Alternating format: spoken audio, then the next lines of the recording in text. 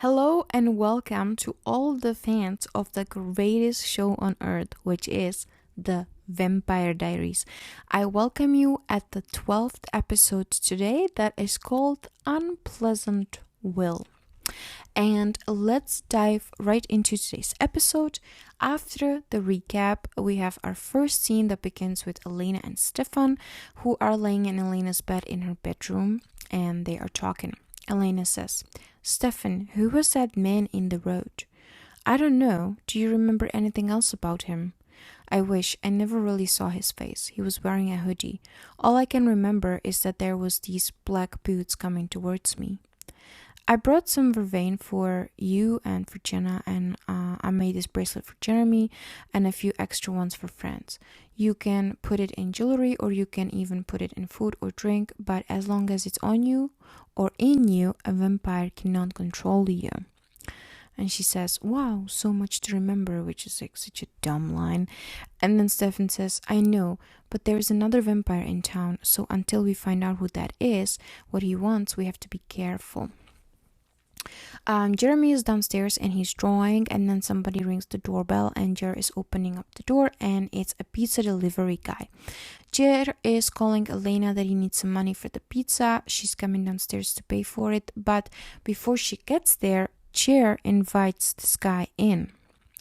Poor Jeremy, he doesn't know how it works in Mystic Falls, Elena comes downstairs, she pays the guy, and he's leaving, and he's all happy with himself because he got invited in. And we realize it was the guy that she hit on the road. In the next scene, Stefan walks into the library where books are like thrown all over the floor and across the room. And when he comes in, he sees Damon, who is looking through the shelves and tossing books all over. And Stefan stops and he's looking at him. And he says, "What are you looking for, Damon?" "Not your concern." "No, but putting Elena in harm's way is my concern." What are you talking about?" "I'm talking about Atlanta." "Oh yeah, Elena and I had a blast." "I get it. You're just bitter because one of us gets to be with the person that we love and poor Catherine is just out of reach. Unless there is another way for you to get into that tomb." "Is that what Bree said?" "You're pathetic when you're fishing. And you're transparent when you're deflecting. Don't you have school?" And in this scene, there's like a very tense atmosphere between Damon and Stefan. They are both very angry and they have like all kinds of feelings, and it's like floating through the room. And you could see that they want to jump at each other like throat and just fight it out. And The Vampire Diaries is a story about love, about Elena and these two vampire brothers, but it is also a story about love, hate, and then again love between these two brothers. And I totally love this path that they are on to like find each other again, and I'm like here for it. Like, I love that. In the next scene, we're back at school where Rick is giving Jeremy the paperback, and we can see that Jeremy got an A. Jer is really like pleasantly surprised about this, and Rick is asking him if he can ever read that journal that he used as a source, the Jonathan Gilbert's journal. And Jer pulls it out of his backpack and he's giving it to him. Rick is playing really good in this scene, or acting really good in this scene, to pretend like he doesn't really care about reading the journal. Meanwhile, I'm sure that he was like practicing it millions of times before he asked Jeremy about it. Then we see Elena and Caroline is telling Elena that she really loves the necklace that Elena just gave her. She's like, she has it on her neck already. And Caroline is asking her why did she give her one. And Elena tells her that she really appreciates Caroline's friendship. Caroline is like, "Why are you being so mushy?" And Elena says, "Because you've been avoiding me and I wanted you to know that whatever is going on with you and Matt, it's okay." Caroline then tells her that she wanted to talk to her about it, but not much happened between her and Matt, that they saw each other a couple times, but they're just better as friends. And then she also adds that it's kind of weird to talk to Elena about it. Elena says that it is a little bit weird, but if Caroline and Matt want to be together, it's not about her, meaning not about Elena. Caroline says, "Well, it is about you though. Matt is not over you and everybody knows it." And Elena says, I'm with Stefan now. Matt understands that. He knows he has to move on. In the next scene, we are at the grill where Matt is filling out application for a job. And I found it interesting that they put in a shot where we actually see the application itself, and we can see Matthew G. Donovan, 529 Harrison, Mystic Falls, Virginia. And they like put in the effort to make an address, to make like a middle initial for Matt, which I googled it what the G stands for, but it didn't give me anything. It says that they never mention it again, but apparently in the books Matt's middle name is Jeffrey, so it might have been in the show Jeffrey like Joffrey like with the G, or I don't know, but anyways, in the book it's Jeffrey with a J. And then also 529 Harrison is a bit weird to me because I feel like it would be Harrison Street, Harrison Road, Harrison Avenue, Harrison Place, Harrison Court. Like, I don't think any address is just 529 Harrison, you know. But anyways, they have plus points for the effort and even like wasting time to getting a work application or job application and filling it out and putting it in the scene for 2 seconds. Then Matt is talking to Ben, who is a bartender at the grill, and Ben is asking him if Matt's gonna work there. He says yes, and then they briefly talk about football. At the grill, at a table, there's Bonnie and Elena, and Bonnie just learned that Elena was adopted. So Bonnie says, I can't believe you're adopted. I never saw that coming. And Elena says, and it gets weirder. I looked at my birth certificate and it lists Miranda and Grayson Gilbert as my birth parents. None of it makes any sense. And then Bonnie says, which is why you should ask Jenna. And then Elena makes like a noise like, And Bonnie says, first of all, the Elena I know would always want the real truth, good or bad. And Elena says, and second of all, you just found out your boyfriend is a vampire. So unless your birth parents are aliens, how bad it could be. Which, good point, Bonnie. Elena then says to Bonnie that she has to go shopping for the decade dance. That is like the theme of today's episode, basically. It's all about the decade dance. And it's a decade dance devoted to the 50s. So Elena tells Bonnie she has to like go shopping and get a couple of things for the decade dance. And when Elena leaves, Damon appears at Bonnie's and he's asking her to start fresh. Bonnie's like, you tried to kill me. And Damon says, but I didn't. And if I wanted to, I would have. Does that not count for anything? And Bonnie's like, I can start fires with my mind. Fires kill vampires, right? Just stay the hell away from me. Then Ben, the bartender Ben, comes towards them and he's asking if everything's okay. And Damon says yes, but Ben says, I wasn't asking you.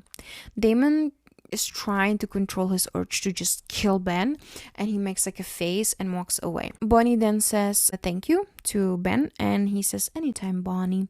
And she's like, wait, you remember me? And he's like, I didn't graduate that long ago, you're making me feel old.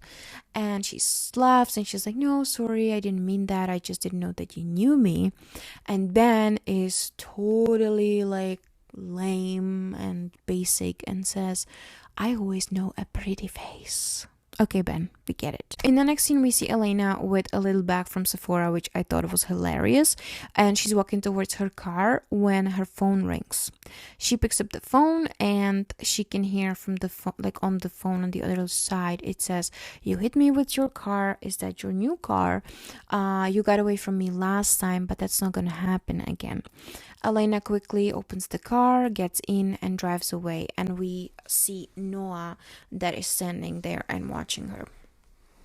Elena must have gone straight to Stefan because in the next scene she's sitting at the couch in Stefan's house. And she says, why me? What does he want with me? And if he's trying to kill me, why call first? That's because we're predators, Elena. We hunt, we stalk. It's often as exciting as the kill. I want you to take this. And he's given her the compass to look for vampires. This is Jeremy's pocket watch. How did you get it? I took it from Damon, who took it from Logan, who must have taken it from you. What happened to it? Well, it's not just a watch, it's a sort of like a compass, but it points at vampires. Elena then asks him why did her dad have it, the pocket watch, and Stefan tells her that the Gilbert family was one of the founding families, and they were also a part of hunting the vampires down in 1864, and the compass was helping them find the vampires. Then he tells her that he wants her to have the compass so that she can always know if she's in danger, which is a very nice thought from Stefan here, but how is they gonna help her? Like, I don't think she can really fight a vampire as a human, I don't know. But I guess it was a thoughtful idea. Then I was also surprised in this scene that Elena didn't really have a reaction to when Stefan told her that Logan took the watch in her house. Like, she wasn't like, what, why, when, what did he want with it, Anyways, and then Stefan tells her to take it so that she knows if she's ever in danger, and then they kiss. And also, what do we think about Stefan's and Damon's library? I mean, in this scene, you can tell how huge it is. It's very dark, which is, I think, kind of common here in the US, that these big houses have very dark, heavy colors in them.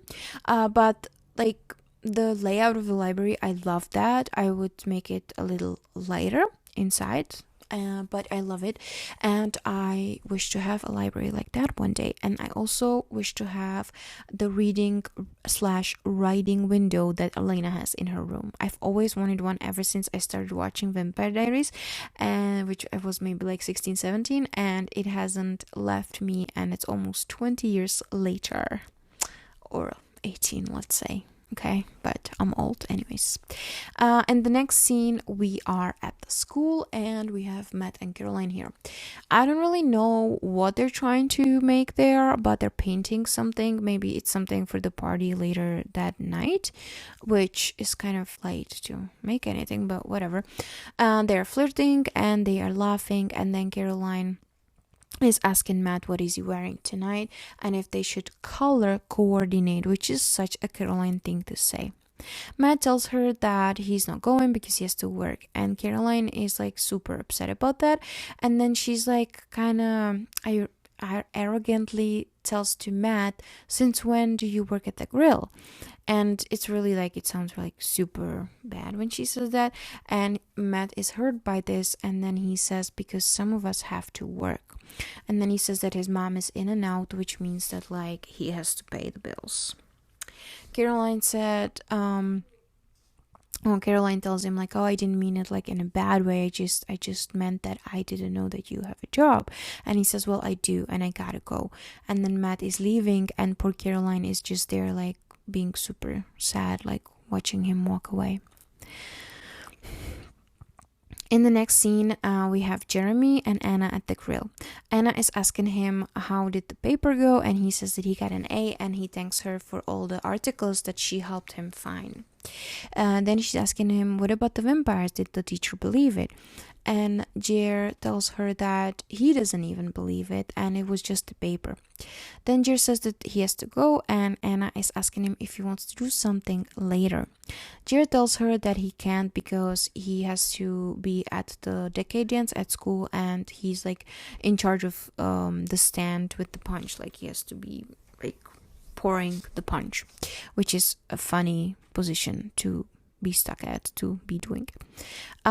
Then she says, well, okay, maybe tomorrow, and Jer doesn't say anything, and then Anna's like, oh, I'm being pushy, aren't I? And Jer says, well, thank you for everything, but I'll see you around. Kind of like, I wish I wouldn't, but maybe. In the next scene, we are at Elena's house, and Jenna is telling Elena that her car is totaled, but she can still use Jenna's car. Elena is asking Jenna why she didn't tell me she's adopted, and I think that's a very valid question, but also it's valid what like Jenna's reasoning, because she says that your mom was eventually gonna do it. I never thought that I would have to. And then Elena said, if my mom was here right now and I asked her, she would tell me the truth. So then Jenna goes, your dad was about to leave the office one night when this girl showed up. She was 16, a runaway, and about to give birth. He delivered her baby and he gave her a place to stay, but a few days later, she disappeared. And there you were. Your parents were trying so hard to have a baby. It just wasn't happening. All Miranda ever wanted was to be a mom. Well, why were my parents' names on the birth certificate? Your dad was a doctor, Elena. He took care of it. They didn't want to lose you, so they kept it quiet, told as few people as possible, but if anyone ever wanted proof, they had documentation. What else do you know about her, the girl? Just her name, Isabel. So, first of all, I don't think that Isabel would use her real name if she was planning to abandon the baby and run away. Second of all, I think that Mystic Falls is too small of a town for this to kind of slid through the cracks. That suddenly there was this baby that Grayson and Miranda had, even though nobody saw Miranda pregnant or go to like a checkup to a doctor. I think that people would be talking about it a lot and where the baby came from, and then I think eventually it would be like a public secret kind of thing. And third of all, Jenna looks super cute in this scene. I really love her makeup and everything. And Sarah Canning is very good at playing Aunt Jenna, even though Sarah is only 2 years older than Nina, who plays Elena. Nina Dobrev was born 1989 and Sarah Canning was born 1987. And then the actor who plays Jeremy, which is Stephen R. McQueen, was born in 1988, which makes him a 1 year older than Nina Dobrev, even though he plays her younger brother. And by the way, I think that the name Stephen R. McQueen is such a interesting name. It sounds like a duke's name or like a writer's name. Like, I like it.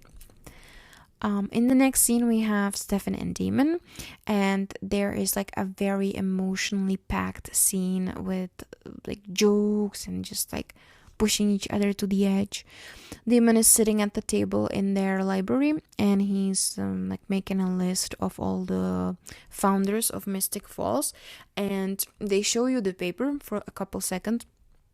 So I saw that the first name he wrote was Honoria Fell, and I remember this scene with bloopers from the DVD I have at home. I think the first 2 seasons on DVD back home in Czech Republic.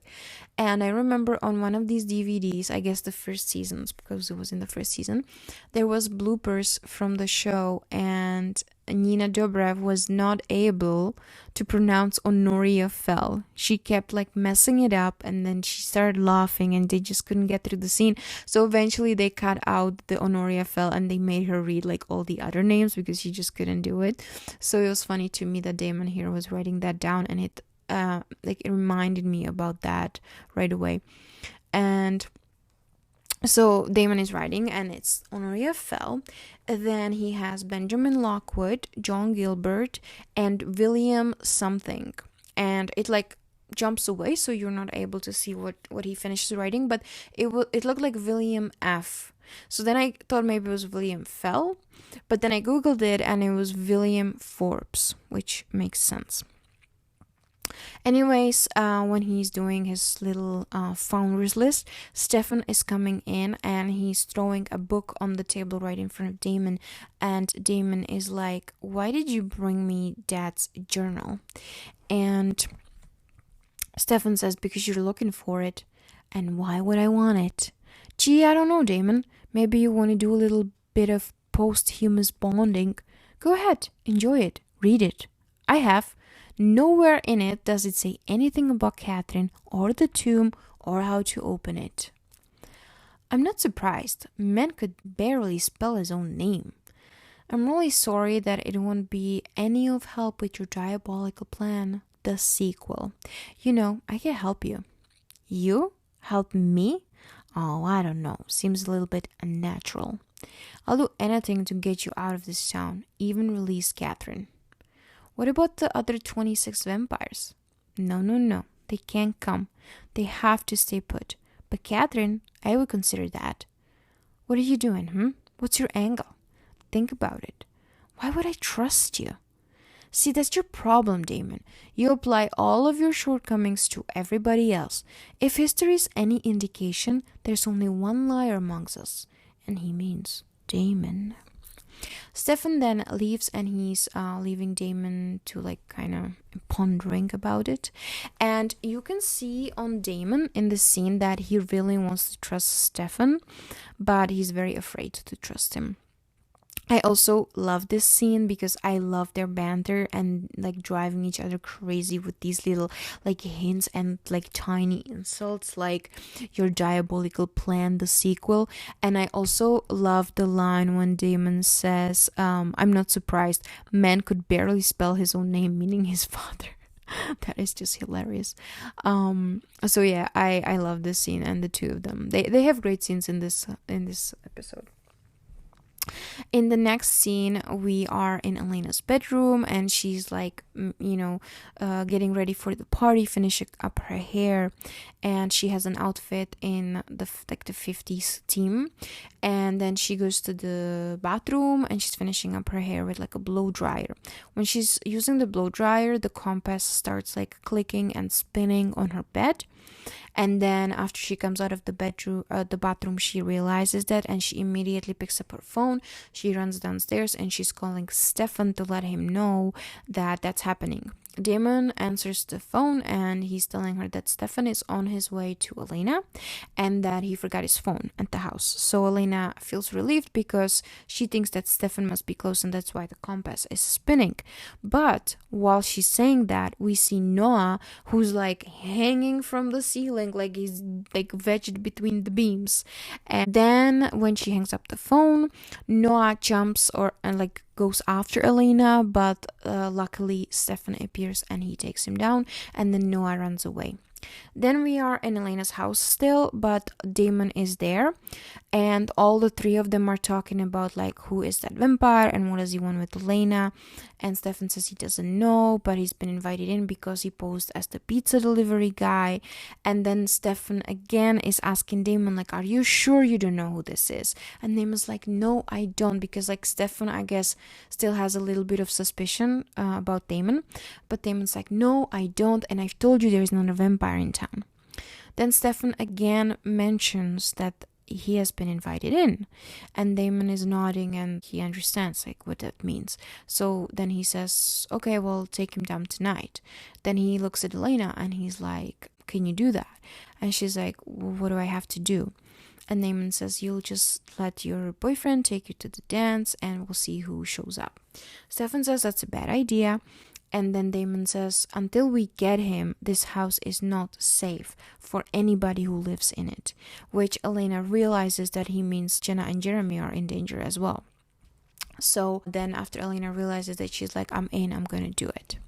And I think this is the first time when Elena actually agrees with the Damon. Even though Stefan says it's not safe, she still agrees with Damon and that they have to take down that vampire.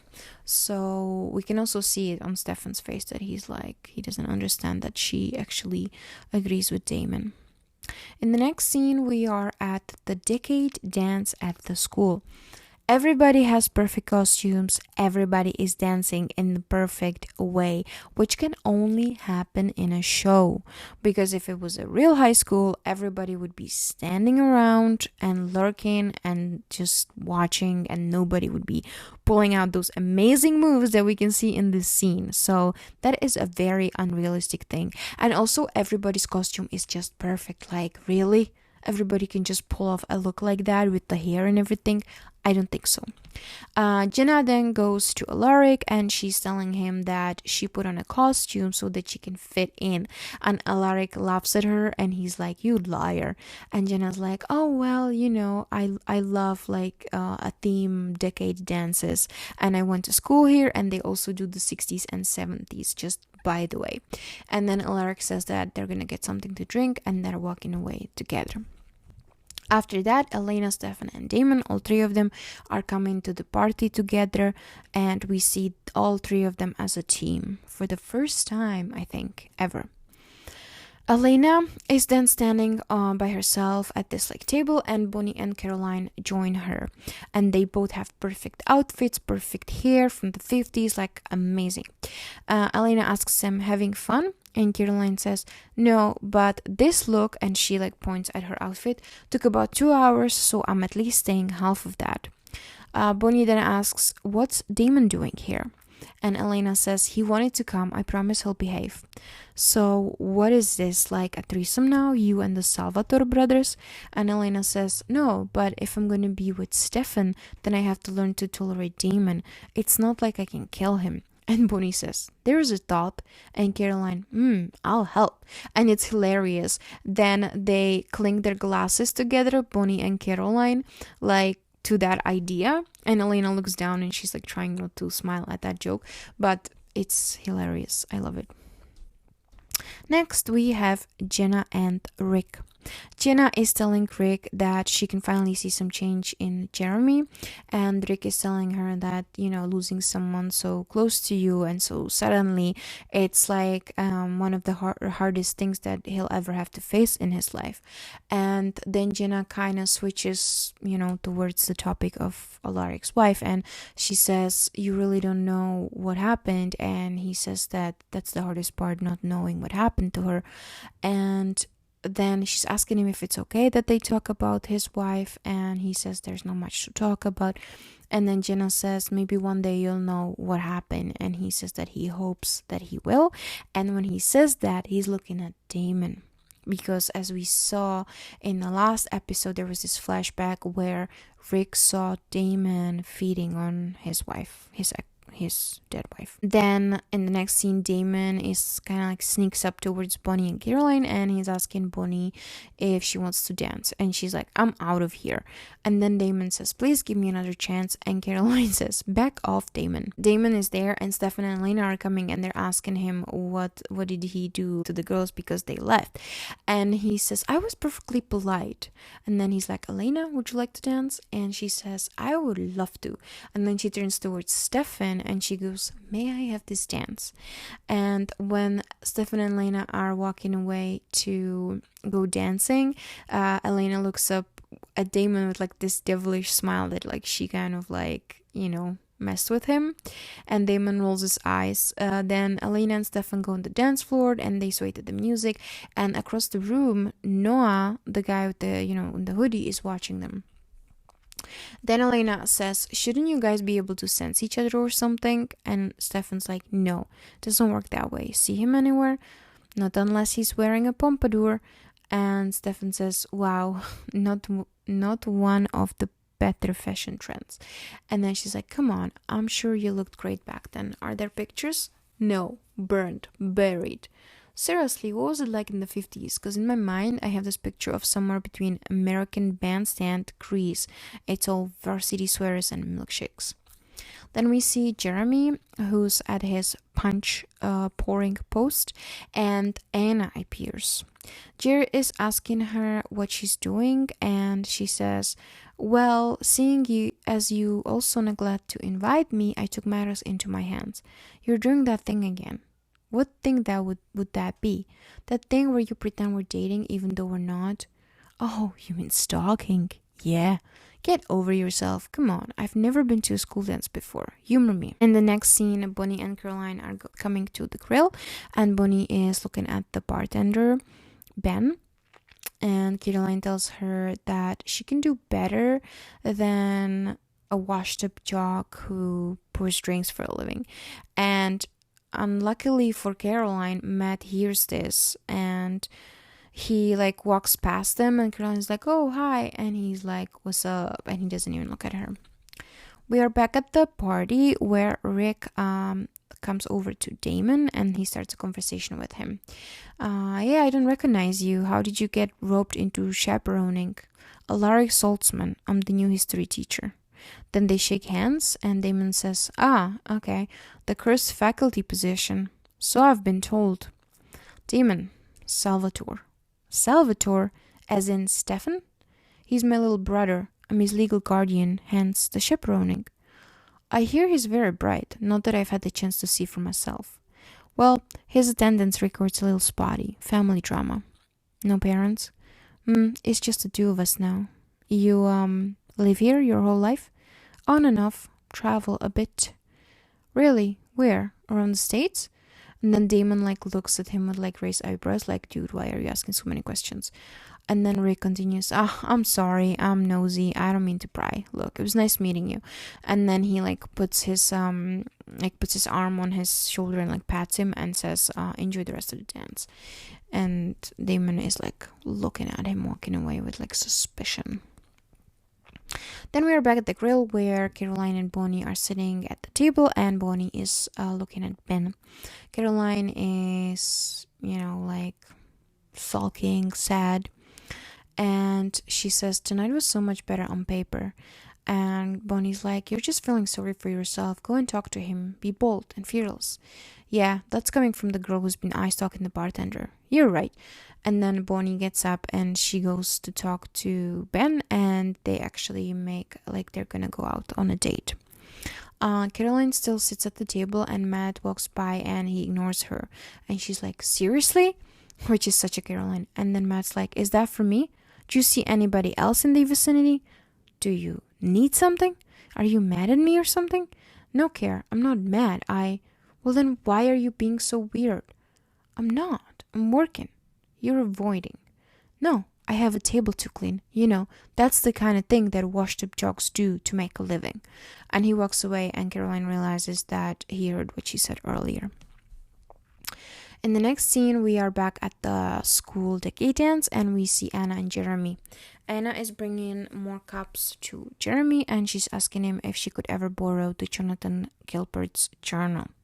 Jer says that Rick has it right now and she's freaking out. She's like, you shouldn't be giving it to just anybody. And Jer is like, yeah, but I can give it to you. And then she's like, no, just borrow. And then Anna says that maybe Rick left it at his desk in his classroom, so maybe they can go get it. And Jerry's like, what's up with this stupid journal? And Anna gets those veins underneath her eyes and her eyes get kind of a little bit red. So we officially know now that Anna is a vampire. And Jer is asking her oh, what happened with your eyes? And she just says that something got into it and she's gotta go. Elena and Stefan are still dancing and then Stefan is apologizing to Elena. I'm not really sure why. I guess that they are there to hunt the vampire, maybe. I'm not sure. Then the music turns into a more fast, into a faster music, and Elena is asking Stefan to show her how it's done in the 50s, the dancing. And Stefan says no way, I'm not gonna do it. And then she gets all sad and she starts to walk away, and then he grabs her and he shows her a move from the 50s where he picks her up and sways her around. And then he tells her, now you remember that because it's never gonna happen again. And Elena is giggling and it's super cute. In the hallway, Anna and Noah are meeting up and we realize that they actually know each other.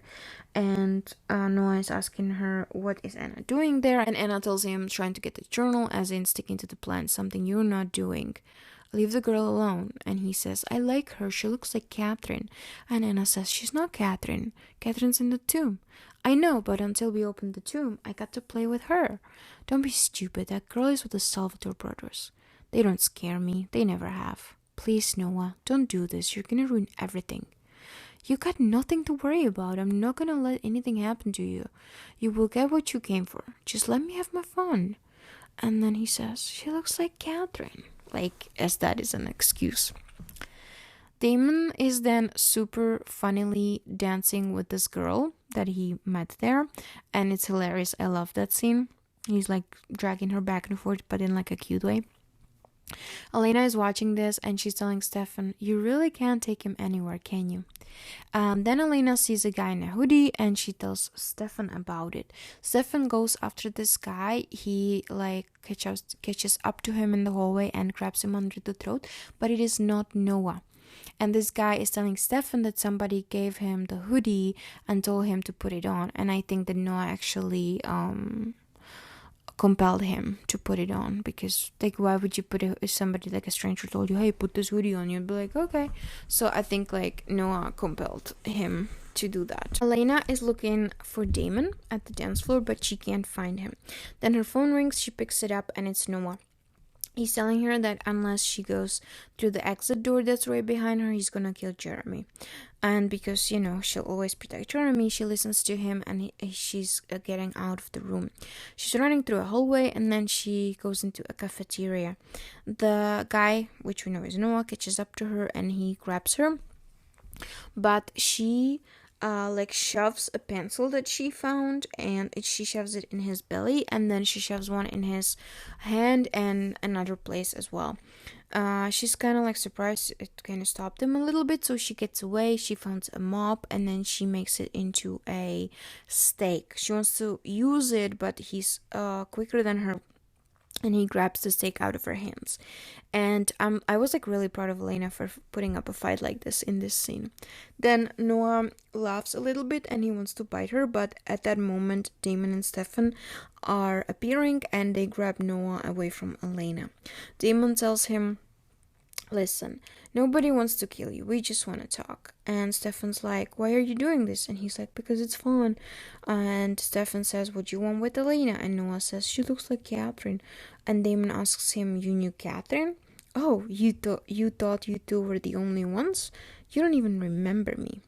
Damon then says, tell me how to get into the tomb. No. And then they torture him a little bit, so he says the grimoire. And he says to check the Jonathan Gilbert's journal. And Stefan is asking him who else is working with him. And he says, no, you're gonna have to kill me. And then they kill him. And Elena's kind of like, well, how are we gonna, like find the others now, which is valid. And then like both Damon and Stefan kind of tell her like he had to die because he's been invited in. But you know what I was thinking? They have those cells in the Salvador house and in the cellar, like in the basement. So they could have just like, I don't know, weaken him and put him in the cell, and then they could interrogate him there and get it out of him who's working with him. Like, I don't know what they were thinking. Then all three of them see that somebody was like behind the door there. Oh, and actually, while they're torturing Noah, we see Anna behind the door, and she's like lurking in. And then when they start asking who is he working with, she disappears. Then the three of them, after they kill Noah, they see somebody behind the door, and Damon says he's gonna go check out who that was, and he sees that it was Alaric. So Damon appears right in front of Alaric, and Alaric is like, hi. And Damon's like, what were you doing? Looking for Miss Hilden. Why are you in Mystic Falls? I got a job as a teacher. Do you know what I am? You're my student's brother. Is everything you're telling me the truth? Yes. And then Damon says, then forget we had this conversation. And we can see that when Damon is away, we can see that Rick is totally shaken up, and then we can see his hand in which he is holding vervain. And I think that Rick is very good at quickly replying, because I think Damon will get me at the first question, since if I had vervain and I had to play that I'm being compelled, I would be stammering, like what's happening. So Rick is very good. Also, I don't understand, if a vampire is supposed to have super good senses, how did Damon not smell that Rick has vervain? And also the vervain looked like fresh, so how does Damon not smell fresh vervain? And also, where did Rick get fresh vervain? So many questions. Also, I think this is the first time when Elena sees Stefan in a full vamp mood. I mean, she did see him when he killed Vicky, but he was kind of killing her to save Jeremy and her. I mean, here also Noah was going after Elena, but also he was torturing him, and he was being all creepy and everything. So I think Elena is a little bit freaked out by this, at least I think. In the next scene, we have Stefan and Damon, and Damon says there's no way that idiot was working alone, and Stefan's like, you are. Which is amazing. And then Stefan continues, so the grimoire. that was Emily's right. That's what you need to reverse the spell. When the founding families burned her, they took her things, and you were hoping that Dad's journal would tell you where that is. Look at you putting the pieces together. Good for you. I was half right. Well, it's out there now. Let the games begin. Stefan says, my offer still stands. Yeah, with some hidden caveats, no doubt. No, nothing hidden about it. No lies, no deception.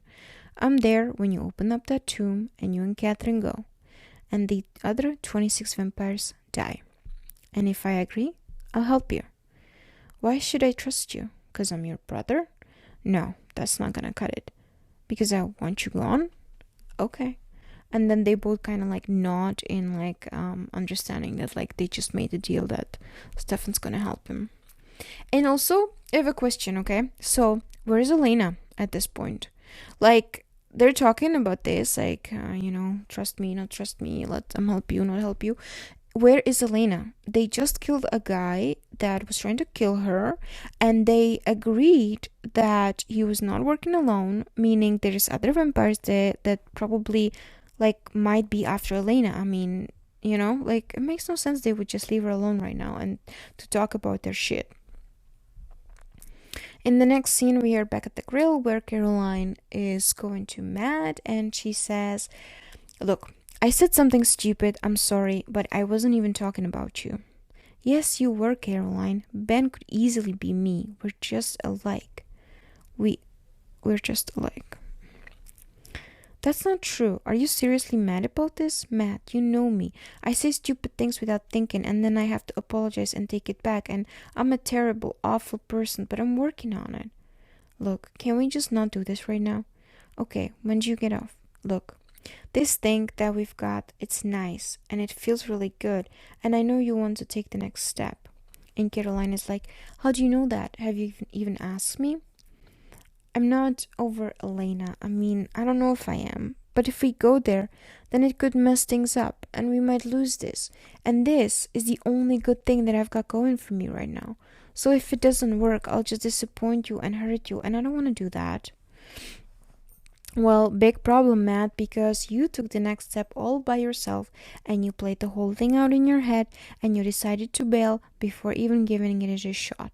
So this really great thing that we have, don't worry about losing it, because it's already gone. And Caroline leaves, and I don't know, this conversation seems a little bit forced. Matt is like saying that he's not over Elena, yet he says that the like whatever he and Caroline have is like the only good thing in his life, which I feel like contradicts a little bit. And then Matt says that he knows that Caroline wants to make a next step, but then she like jumps in and she's like, how do you know that? Did you ask me? Like, it doesn't make much sense to me, this conversation. Then we have Jenna and Rick. Jenna and Rick is walking her to her house, and then they make plans that they will go out on a date on Friday. Then like they talk like something that is mentioned about his wife, and then Jenna is like, you can talk about her whenever you want, and then Rick says, I think I'll keep the Isabel talk to a minimum, and Jenna's like, Isabel? And Alaric says, yeah, that was her name. And she's like, where was she from? And Alaric's like, Virginia. I mean, not too far from here, actually. So then we can see Jenna's face where, like, her brain is spinning and she realizes something, because Elena's birth mom was also called Isabel. In the next scene, we see Caroline. She's, like, walking home, just angrily mad. And Matt is driving by and he's yelling at her from the car to get in, and she just ignores him. Then Matt stops the car and he goes to her and she's like, what? And then he just grabs her and he kisses her, and I like this scene a lot. It's super cute. Then he pulls away and he tells her, this will never work, and she smiles for some reason and they start kissing again. I think if a guy would tell me this will never work, I would probably smack him, not like continue kissing him. But okay, maybe it was a joke, I don't know. We are back at Elena's house, and Stephanie's asking her if she's okay. And she says that surprisingly she is. She says that, like, she knows she should feel more upset or scared or something, but that she feels like exhilarated and that she fought back, which felt good. Stefan tells her that he, wishes she didn't have to fight at all. And then Stefan tells her, I need to tell you something, and I don't know how you're gonna feel about it. And he says, I told Damon that I helped him to get into the tomb to get Catherine back, but it was a lie. I let him believe that he could trust me. Well, then why would you be worried about telling me? Because he can be very persuasive, and you two have bonded lately. That doesn't mean I trust him. It's gonna take a lot more than a road trip and rescue for me to forget who Damon is and everything he's done. I don't want to be his enemy, but I can't let him do it. Then don't, and I'll help you, whatever it takes, okay? Okay. And then they hug it out. And then we're coming up at the last scene in this episode, which is Ben, who's walking from the grill, and Anna sneaks up on him and like jumps him, and he's like, don't sneak up on me, and she's like, you'll love it. Then he asking where is Noah, and she says his obsession got the best of him, and so did the Salvatore brothers. They killed him, tortured and staked. You're not very upset. I warned him, Ben, and he was just gonna screw everything up anyway. Let's be honest, he wasn't really exactly an asset. How did you do? Oh, the wish is totally crushing on me. Did you get the journal? No, but I know where it is, and I'll get it. And then they start kissing, and that is the ending of episode 12, which is called Unpleasantville. And I have to say that this episode had a lot of scenes packed with like information and new things that happened. And so I think the main things that we learned is that Anna is a vampire because she got like those veins under her eyes. And then also we learned that Elena's biological mom's name is Isabel, which is also name of Rick's dead ex-wife or dead wife. Okay, dead wife. And she was from near Mystic Falls. The scenes that I like the most in this episode is definitely Stefan and Damon in the library in their house, and their like banter and jokes and like driving each other insane and just like tearing each other apart. Then I totally loved the scene of Damon dancing with that blonde girl, just like in the most hilarious way. And then Bonnie and Caroline when they clink their glasses to the plan of killing Damon. And also I like the scene of Elena fighting with Noah. I also realized that I really like at the about the Vampire Diaries that it doesn't have like an overly long intro. Like most shows that you watch, they always have like a theme song that goes on for I don't know half a minute, and it shows you like the names of the actors, and it's like all long and stupid.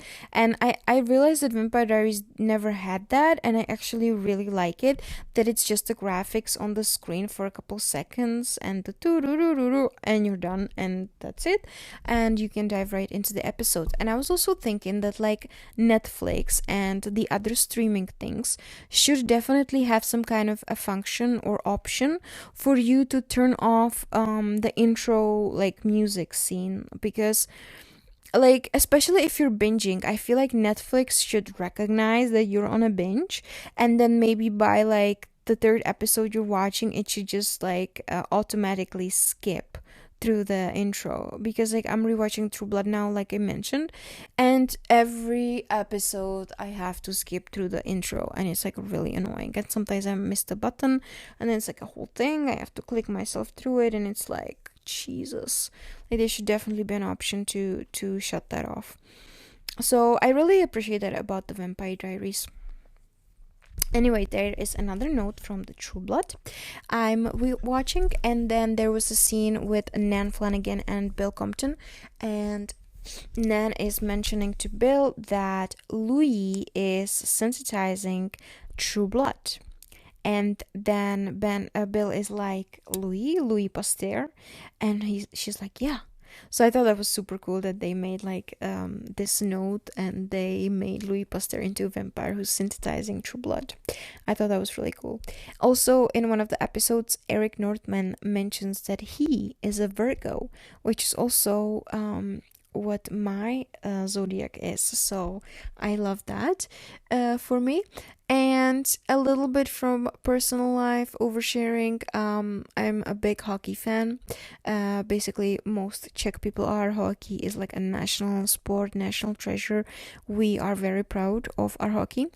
And I was watching the Olympics, and we were playing Canada yesterday to be able to get into the semifinals, and it was so horrible. It was so horrible. I mean, it was good. It was such a good match, but it was so painful. We were winning up until minute 56, and then the Canadians shot the goal, and it was a tie. And then in the overtime, they scored the first goal. And it was so unfair because our team played so good. Like, I feel like they left their soul and hearts and so much work and sweat and tears and blood on the rink, and like they really deserved to win that match. But I guess that's hockey for you. So we did not win, and we were eliminated. And tomorrow, actually, Slovakia is playing USA, so I'm gonna watch that. I was gonna initially root for USA because I thought they were gonna have a different opponent, but then when I heard that it's Slovakians, I was like, well, I'm like part Slovakian. No, I'm kidding. But I'm gonna definitely root for Slovakia. Um, I was actually born in Czechoslovakia. It was when I was born in 91, but we split in a year 1993, and it became Slovakia and Czech Republic. So, I am from Czech, but I was born in Czechoslovakia, so I'm definitely rooting for my Slovakians bratia, pro naše bratry. We're gonna root, and we hope that they're gonna win. And it would be awesome to see them in the finals, and it would be amazing to see them in the finals and to get the gold and beat Canada, because that would be so good.